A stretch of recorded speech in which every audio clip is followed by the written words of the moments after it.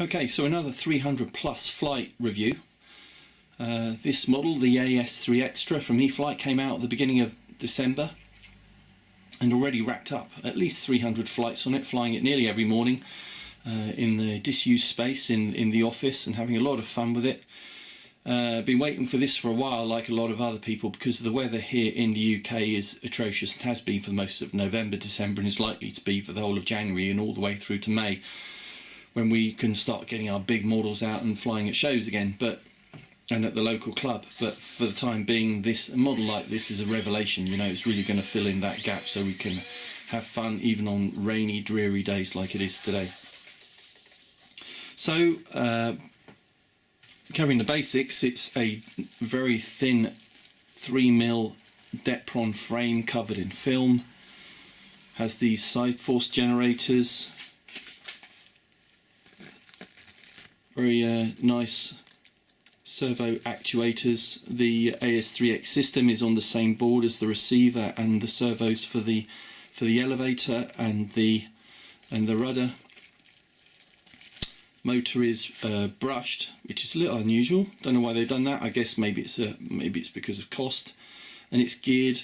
So I think the fear from a few of us was that that's going to break quite easily, but you know, after 300 flights, it's certainly not done that. It's not suffered at all. The one downside of it is it's noisy, like all gearboxes. When that's going around and you're in a quiet room or hall, it makes quite a noise, a lot noisier than a lot of other indoor models that I've flown. So of course there have been a lot of other indoor models out there for a very long time, but most are in kit form.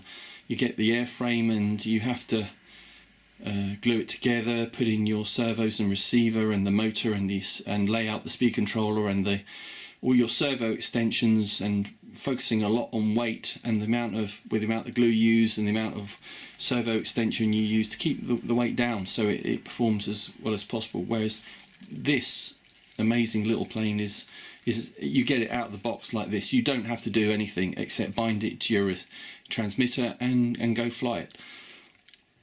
It's can be more advanced, and you can use the AS3X system, and you can go between from a fixed mode to two other flight modes for things like torque roll assist and hover assist and knife edge assist. You don't have to use those. You don't even have to use AS3X. You can turn that off altogether, but I'm going to cover that in a later video. The manual's not very clear on that, how to set that up, but I'm going to cover that in another video. So in terms of flying it, I mean, it does everything. It's quite an amazing little thing to fly, and I've already posted video of flying it in a small room. But my advice, if you're on a maiden flight, just make sure you fly it in a large space to start off with, so you can get used to it before you start in a hall or a large room, before you start taking it into a small room and trying to, because you continually be turning, and if you want to do rolls as well, then you really your brain's got to be really switched on to how to make it move around without thinking about it too much. So in terms of durability, as I said, I've flown this at least 300 times, probably a lot more, and I've had the odd heavy arrival, not an outright crash. If you crash hard, it is going to break it. It is very thin 3mm Depron, so it can snap. But even if you land upside down or just hit a wall or something like that, then you're going to put creases in the Depron. So I'm going to show you on this particular one. It's easy to see if I turn it around.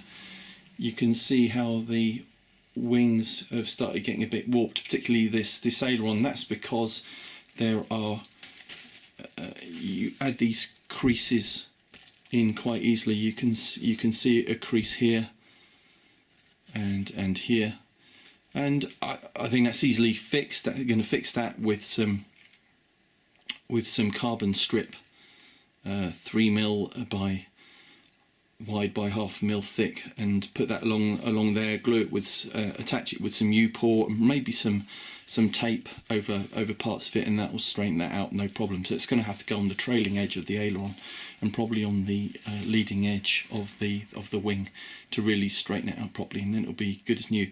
But obviously that's going to add a bit of weight, and every bit of weight is going to that you add to it is going to affect the flight performance. So be very conscious of how much carbon that you add, and only add it if you really need to.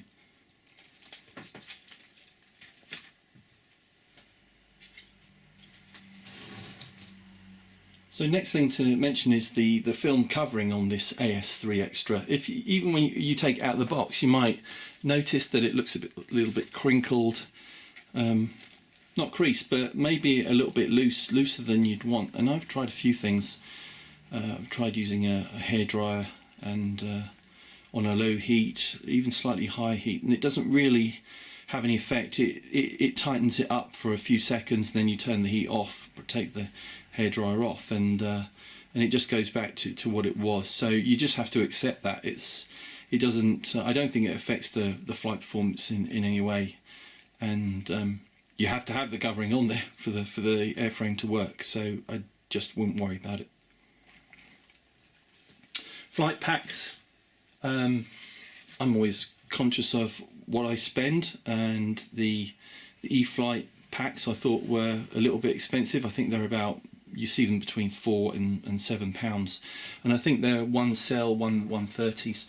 So I went for these one cell 160 nanotechs, which are 25 to 40C, and I've been using these on all those 300 flights, and they work okay, but they're certainly not fantastic. After about 2 minutes you certainly can't hold a hover, let alone pull out of it. So looking on the forums, I think what guys are recommending is that you do go for the E-Flite 1S130 packs, because they're constant 40C rated, unlike these which are 25C constant 40C burst rated. So you really do need the 40C constant rating on the packs to get the best performance out of them.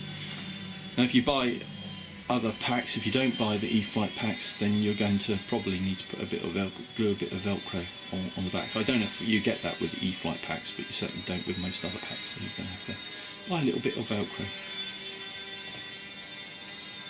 So that's it for this review. Hope you picked up a few tips there. Certainly it got a good recommendation for me for this AS3Xtra. Excellent. Certainly for the £70 that you pay, you get a lot. The AS3X technology that's inbuilt to it just makes it very, very easy to fly, or you can even turn it off or switch between the different modes. I'm going to put up another video to cover how you set that up. It's not obvious based on what's in the manual. If you're limited on time for building, this is the perfect model. You don't have to do anything. It comes in a huge box, very well protected, that you can use to carry it around, and you can take it to the office, you know, wherever you go, to sports hall maybe in the evenings for the odd fly in with friends, and take it out of the box, bind it, and go fly and have a lot of fun. Thanks for watching. Brilliant.